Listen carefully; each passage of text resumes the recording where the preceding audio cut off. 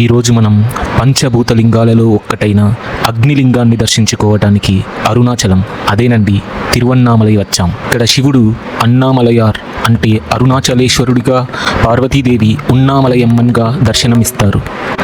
ఈ ఊరి పేరు తిరువన్నామలై.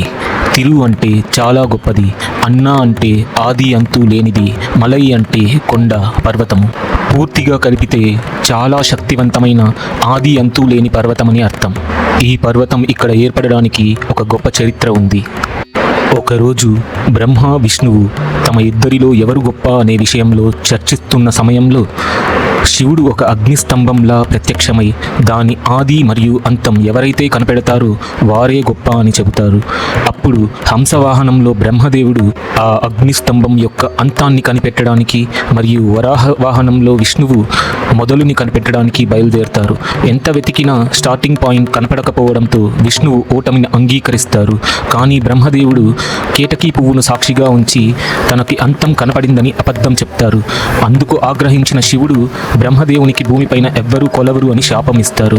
ఆ అగ్నిలింగమే ఈ అరుణాచల పర్వతంగా మారిందని భక్తుల నమ్మకం. అంటే ఆ అరుణాచల పర్వతమే సాక్షాత్ శివుడు. అందుకే చాలామంది భక్తులు గిరి ప్రదక్షిణ మాత్రమే చేసి టెంపుల్ దర్శనం చేసుకోకపోయినా వెళ్ళిపోతూ ఉంటారు. ఎందుకంటే ఇక్కడ వారు శివునిలో 14 కిలోమీటర్లు నడిచామని నమ్ముతారు కనుక. అందుకే అందరూ సాక్షాత్ శివునితో చెప్పులు లేకుండా 14 కిలోమీటర్ల గిరి ప్రదక్షిణ చేస్తారు. అలా నడిచేటప్పుడు ఆ పర్వతాన్ని చూస్తూ నమస్కరిస్తూ నడవడం మీరు కూడా మర్చిపోకండి. ఈ అరుణాచలంలో రూమ్స్ చాలా దగ్గర ఉంటాయి, కానీ మీరు టెంపుల్ దగ్గరలో ఆర్ బస్ స్టాండ్ దగ్గరలో రూమ్ తీసుకోవడానికి ట్రై చేయండి.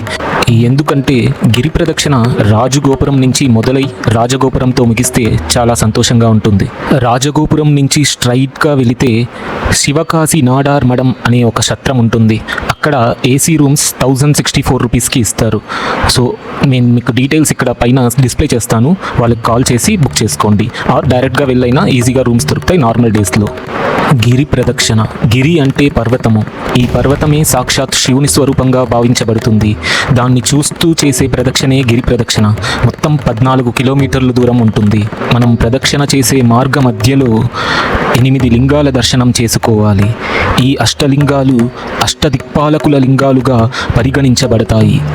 గిరి ప్రదక్షిణ చేసే ముందు అంటే రాజగోపురం కంటే ముందే రెట్టై పిల్లయార్ వినాయక స్వామి 400 సంవత్సరాల పురాతనమైన గుడి ఒకటి ఉంటుంది. ఆయనని దర్శనం చేసుకున్న తరువాతే గిరి ప్రదక్షిణ మొదలు పెట్టాలి. ఇది చాలా ఇంపార్టెంట్. ప్రదక్షిణ చేస్తూ అరుణాచల శివ అరుణాచల శివ అని జపించడంలో మహా ఫలితాలున్నాయని శివపురాణం చెబుతుంది. మన పాదాలు సాక్షాత్తు శివస్వరూపమైన భూమిని తాకడం ద్వారా పాపాలు తొలగిపోతాయని నమ్మకం ఉంది.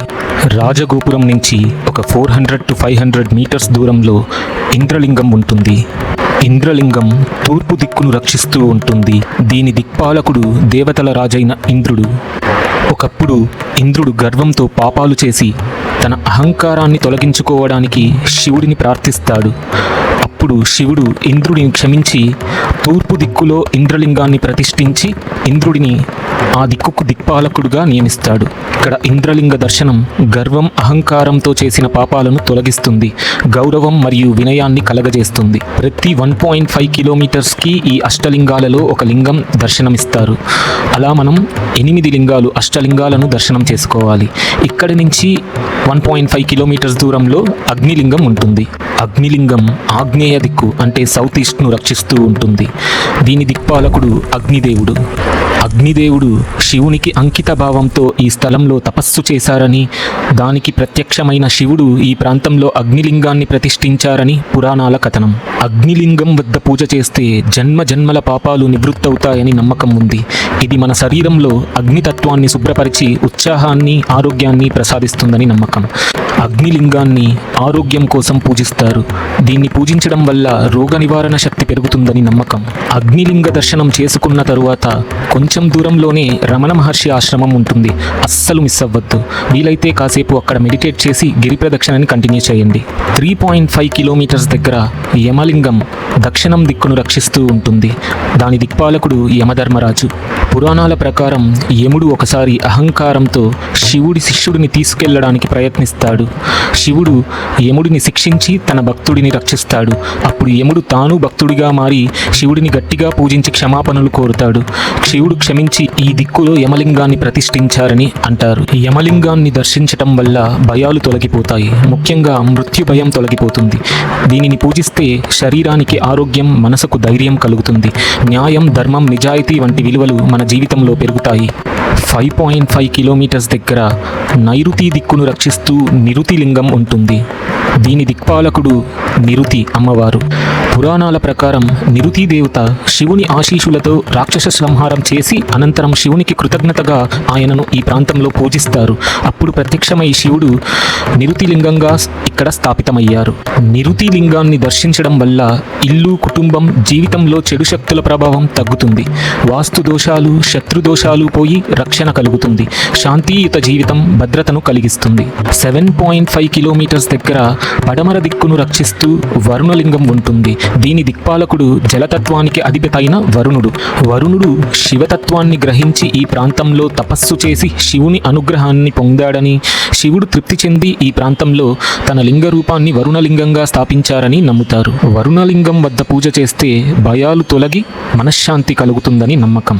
నీటి కష్టాలు పోవడం కోసం కూడా వరుణలింగాన్ని పూజిస్తారు. 8.5 కిలోమీటర్స్ దగ్గర వాయవ్వం దిక్కును రక్షిస్తూ వాయులింగం ఉంటుంది.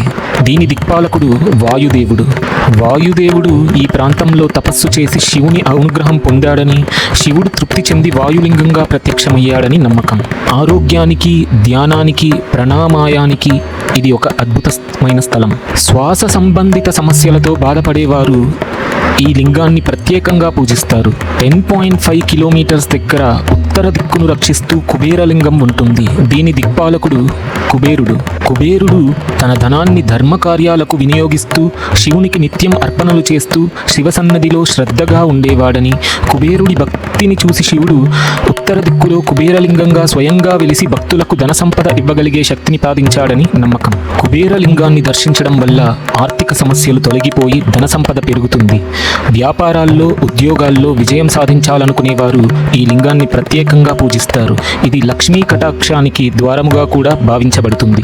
ఇక చివరగా ఈశాన్య దిక్కును రక్షిస్తూ 11.5 కిలోమీటర్స్ దగ్గర ఈశాన్య లింగం ఉంటుంది. దీని దిక్పాలకుడు సాక్షాత్ శివస్వరూపమైన ఈశానుడు. శివుడు అన్ని దిక్కులకు అధిపతి అయినప్పటికీ ఈశాన దిక్కు ద్వారా తాను జగతికి జ్ఞానం ప్రసాదించే స్థితిలో ఉన్నట్లు చెప్తుంటారు. ఈ దిక్కు ద్వారా శివుని పరమ జ్ఞాన స్వరూపాన్ని పొందవచ్చు. ఈశానలింగం ఎప్పుడూ ధ్యాన రూపంలో ఉంటుంది. ఈ లింగాన్ని దర్శించేవారు ధ్యానం, జ్ఞానం, మోక్షం వంటి విషయాల్లో చురుకుగా మారుతారు. జీవాత్మ పరమాత్మతో లీనమవ్వడానికి ఇది ఒక మార్గం. మానసిక శాంతి, అంతర్గత శుద్ధి కోసం ఇది అత్యంత పవిత్రమైన స్థలం. ఇక్కడి నుంచి ఇంకొక 2.5 కిలోమీటర్స్ ప్రదక్షిణ చేస్తే మళ్ళీ రాజగోపురం వస్తుంది.